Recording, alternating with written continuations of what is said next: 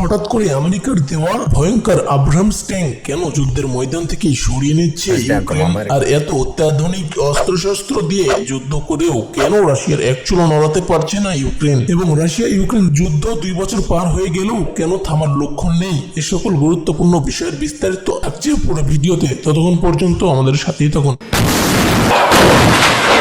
রাশিয়ার বিরুদ্ধে লড়াই যতভাবে পারা যায় ততভাবে ইউক্রেনকে সহায়তা করছে যুক্তরাষ্ট্র ও তার পশ্চিমা মিত্ররা, কিন্তু কোনোভাবেই রাশিয়াকে হারাতে পারছে না। এত অত্যাধুনিক অস্ত্রশস্ত্র কোনো কাজে আসছে না ইউক্রেনের। উল্টো রাশিয়ার ড্রোনের আঘাতে কুপকাত হচ্ছে যুক্তরাষ্ট্রের তৈরি দ্য আল্টিমেট ওয়ান মেশিন খ্যাত আব্রাহামস ট্যাঙ্কস। পরিস্থিতি এতটাই নাজুক যে রাশিয়ার ড্রোনের ভয়ে যুদ্ধক্ষেত্র থেকে আব্রাহামস ট্যাঙ্ক সরিয়ে নিয়েছে ইউক্রেন। ইউরোপের একেবারে প্রাণকেন্দ্রে 2 বছরেরও বেশি সময় ধরে চলছে যুদ্ধ।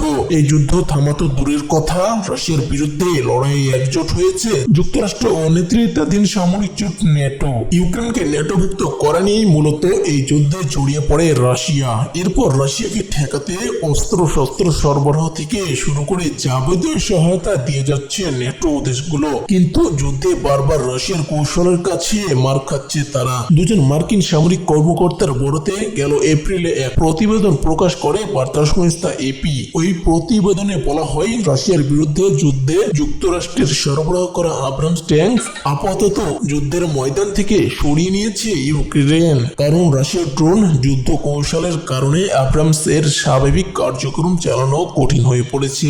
এসব ড্রোন দিয়ে কখন হামলা চালানো হবে তা শনাক্ত করতে পারছে না ইউক্রেনের সেনাবাহিনী। তাই এমন সিদ্ধান্ত নেওয়া হয়েছে। 2023 সালের জানুয়ারি মাসে ইউক্রেনকে 31টি আব্রাহামস ট্যাঙ্ক দিতে রাজি হয় যুক্তরাষ্ট্র। ইউক্রেনের দাবি ছিল রাশিয়ার ফ্রন্ট লাইনকে ঘুরিয়ে দিতে কোটি ডলারের আব্রাহামস ট্যাঙ্কের বিকল্প নেই, কিন্তু তখন থেকে রাতারাতি বদলে যায় যুদ্ধক্ষেত্র। বিশেষ করে রাশিয়ার নজরদারি ড্রোন আব্রাহামস ট্যাঙ্কের জন্য রীতিমতো মরণ ফাঁদ হয়ে ওঠে।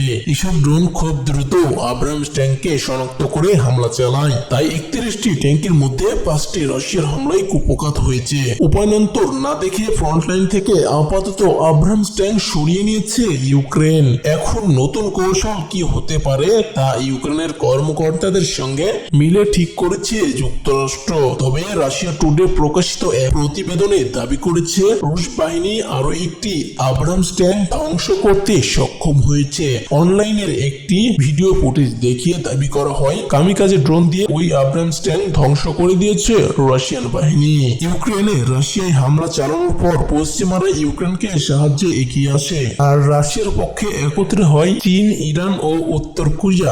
এই দেশগুলো অস্ত্রশস্ত্র নিয়ে পশ্চিমাদের বারবার চেকমেট দিয়ে যাচ্ছে রুশ প্রেসিডেন্ট ভ্লাদিমির পুতিন। এত অস্ত্র ও আর্থিক সহায়তা যখন কাজে আসছে না, তখন ইউক্রেনে সৈন্য পাঠিয়ে যুদ্ধের মোড় ঘোরানোর চেষ্টা করছে পশ্চিমা দেশগুলো। কিন্তু তারপরও রাশিয়ার বিরুদ্ধে যুদ্ধ করে সাফল্যের দেখা পাচ্ছে না ইউক্রেন ও পশ্চিমা মিত্ররা। তো দর্শক, এই যুদ্ধ শেষ পর্যন্ত কোথায় গিয়ে গড়াবে? দর্শক, এই যুদ্ধ কি তৃতীয় বিশ্বযুদ্ধের মাধ্যমে শেষ হতে যাচ্ছে? রাশিয়া ইউক্রেন যুদ্ধ সম্পর্কে আপনাদের মূল্যবান মতামত অবশ্যই আমাদেরকে কমেন্ট বক্সে জানাতে পারেন। আর আপনি যদি দেশ বিদেশের এমনই সব খবর সবার আগে আপডেট পেতে চান, তাহলে এখনই আমাদের ইউটিউব চ্যানেলটিকে সাবস্ক্রাইব করে দিন। ধন্যবাদ। আসসালামু আলাইকুম।